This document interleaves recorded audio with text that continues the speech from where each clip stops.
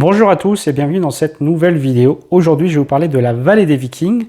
C'est un jeu de Wilfried et Marie Faure, sorti chez ABBA pour 2 à 4 joueurs à partir de 6 ans.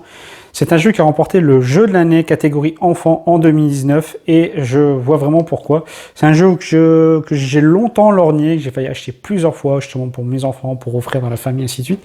Et puis je ne l'ai pas pris et puis finalement donc là je l'ai récupéré et j'en fais cette vidéo et c'est pour moi un petit coup de cœur. On y a joué avec les enfants, mon deuxième a adoré, donc il a 7 ans. Mon premier, beaucoup moins, parce qu'il s'est complètement vautré dans la partie, mais on était mort de rire après nos 2 parties. Donc on est sur un jeu d'adresse, mais on est aussi sur un jeu tactique, ce qui n'est pas commun dans les jeux à partir de 6 ans pour jeux pour enfants, parce que dedans il y a quand même un petit côté tactique. Je vais vous en parler un petit peu maintenant avec la mécanique du jeu, et ça marche vraiment bien, il y a vraiment des petits coups à préparer. Au niveau du matériel, on a vraiment un super matériel. Là, il n'y a rien à redire. On a des plateaux ici, des bateaux, des dracars en 3D. On va chacun avoir une pièce, donc on a des pièces en plastique. On a un gros plateau à assembler en modulable, des troncs pour pouvoir ici y placer les tonneaux des 4 joueurs. Donc peu importe le nombre de joueurs, la meilleure configuration reste 4 joueurs, mais si vous êtes en dessous, on fera quand même jouer tous les joueurs. Les autres joueurs seront des joueurs neutres qui pourront quand même du coup jouer et récupérer éventuellement des pièces suivant les actions que je vais vous décrire un petit peu après ici. On va avoir donc chacun une pièce, le reste du butin est mis de côté, la partie va s'arrêter dès qu'il n'y a plus de butin, à ce moment-là la partie s'arrête immédiatement. Celui qui a le plus d'argent va remporter la partie. Ça peut éventuellement être du coup le joueur qui n'a pas joué, le joueur neutre qui remporte la partie. À ce moment-là, tous les autres ont perdu. Et en cas de vraiment d'égalité entre les joueurs, on gardera celui qui a le moins avancé sur la piste ici, qui départagera les égalités. Donc, comment ça va se passer à ce tour de jeu? Dernière chose que je n'ai pas parlé, on a ici une petite boule et on a ici un lanceur de boules ici. Le but du jeu, ça va être un petit peu le côté bowling donc pour le joueur. Donc on va essayer, vous pouvez tourner le plateau pour quand vous faites votre mise en place pour qu'on ait bien, chacun ait bien une piste ici avec un trou, l'un des 4 trous, pour pouvoir plus facilement lancer après derrière sa boule. Et le but, ça va être d'essayer de faire tomber du coup les tonneaux adverses, parce que ce que je n'ai pas parlé aussi, c'est qu'on a des pions ici de chaque joueur. Et quand vous allez faire tomber le tonneau d'un joueur, en fait vous allez faire avancer sur le ponton ici d'une case au fur et à mesure. Et dès qu'un joueur aura quitté le ponton ici, il y aura une sorte de décompte que je vais vous parler un petit peu après. Donc imaginons ici, c'est au joueur bleu à jouer. Il va lancer. Donc je vais essayer pour la vidéo que la balle ne parte pas trop loin.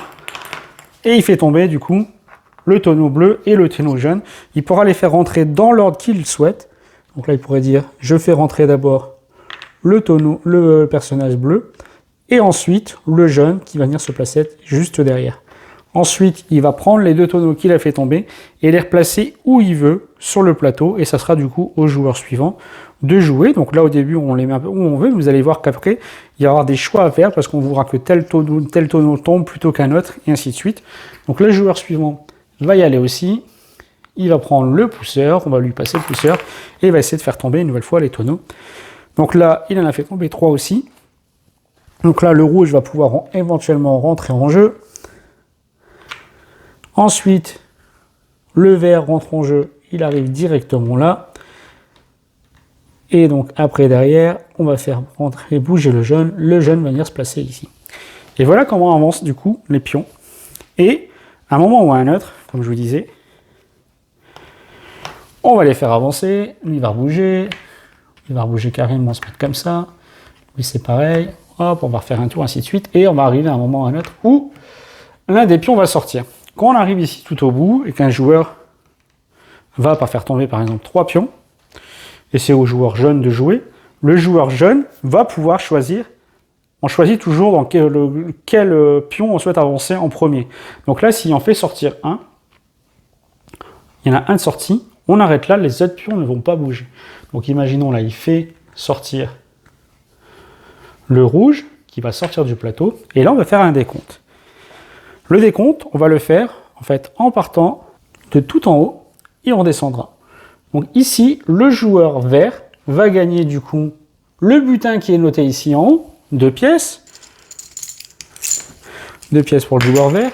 Ici, le joueur jaune va quand il y a un joueur et qu'il y a un autre drapeau, il y a un autre joueur ici en dessous, il va aller lui voler une pièce.